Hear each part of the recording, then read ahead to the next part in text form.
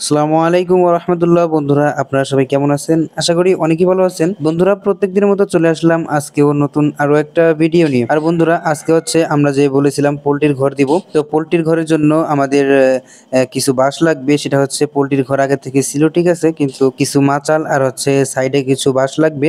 আর নিচে কিছু বাঁশ দিয়ে ঠেক দিতে হবে, আর না হলে মানে পোল্ট্রির ঘরটা নরমাল হয়ে যাবে। মানে নরমাল আছে এখনো, এই জন্য আমরা একটু মেরামত করবো আর কি। তো যেই কথা সেই কাজ, মনে করলাম যে সকালবেলা ফ্রি আছি সবাই, তো দুজন মিলেই একেবারে বাঁশগুলো কাটাকাটির ব্যবস্থা শুরু করে দিলাম। আর যেহেতু এটা চলাচলের রাস্তা, তো বারবার খালি ভ্যান গাড়ি আসতেছিল, এদিক সেদিক দিয়ে মোটরসাইকেল আসতেছিল। আর রাস্তা যেহেতু একটু চিপাতে, এই কারণে আমাদের একটু সমস্যাই হচ্ছিল। আর আমাদের যে বাঁশ আছে, এই বাঁশের প্রচুর পরিমাণে কুঞ্চি। তো এই কুঞ্চির কারণে আমাদের একটু কাটাকাটি ঝামেলা হচ্ছিল। তো বেশি পরিমাণে কুঞ্চি দেখেন, মানে পুরা বাঁশেই বেশিরভাগই কুঞ্চি। আর বাঁশে কুঞ্চি হয় ঠিক আছে, কিন্তু এটা একটু বেশি। আর আমাদের অনেক ভাই কমেন্ট করেছিলেন যে পোল্ট্রির ঘরে পোল্ট্রি না উঠাতে, বাঁশ রেডি রাখতে। তো ভাই, বাঁশ রেডি রাখতেছি, এই যে বাঁশ দেখছেন, এই কারণে কাটছি। মানে কাহিনী হচ্ছে, রোজার পরে থেকে এই পর্যন্ত যারা পোল্ট্রি উঠাইছে সব, মানে সবারই কম বেশি লস আছেই। মানে লাভের সংখ্যা খুব কম। তো এই কারণেই সবাই একটু উল্টাপাল্টা কমেন্ট করতেছিল। তো যাই হোক, আলহামদুলিল্লাহ, দেখা যাক কি হয়।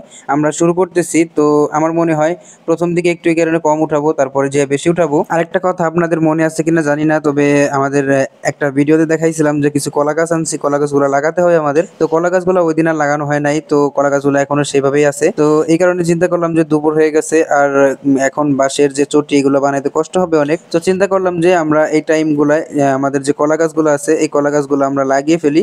কেননা স্বল্প টাইমে কলা গাছ লাগানো তো বেশি টাইম লাগে না।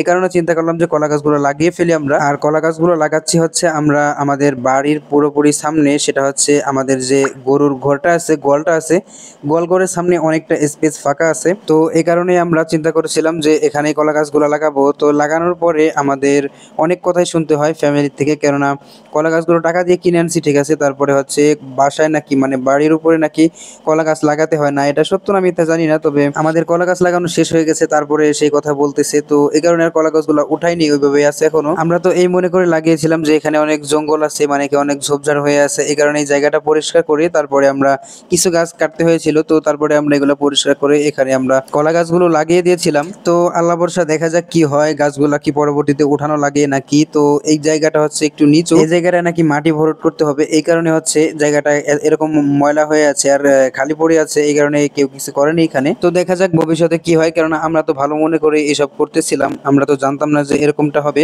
তো আল্লাহ ভরসা, দেখা যাক সামনে কি হয়। আর আজকের ভিডিও এই পর্যন্ত এন্ড করে দিব। আর যদি কোনো ভাইয়ের কোনো ধরনের কোনো প্রশ্ন থাকে, অবশ্যই কমেন্ট বক্সে জানাতে ভুলবেন না, কেননা আমরা একাই সবকিছু জানি না, আপনারাও আমাদের থেকে অনেকটাই ভালো জানেন। আর আলহামদুলিল্লাহ, আমাদের কালকে রাত্রে 1000 ফ্যামিলি কমপ্লিট হয়ে গেছে। দিন শেষে আমাদের একটাই কথা, সেটা হচ্ছে আমরা একটা ফ্যামিলি নিয়ে কাজ করব। সেটা হচ্ছে যে আমরা কারোর কোনো সমস্যা থাকলে বা আমার কোনো সমস্যা যদি থাকে, সেটা আপনারা দেখিয়ে দিবেন, বা আপনাদের কোনো সমস্যা থাকলে সেটাও আমরা দেখে দিব। তো এই কারণেই বলি, যদি কারোর কোনো প্রশ্ন থাকে অবশ্যই কমেন্ট বক্সে জানাবেন, আমি না পারলেও হয়তো কি আরেকজন উত্তর দিতে পারে। তো আজকের মতো এই পর্যন্তই। সবাই ভালো থাকবেন, সুস্থ থাকবেন এবং সুস্থ রাখবেন সবার চারপাশ।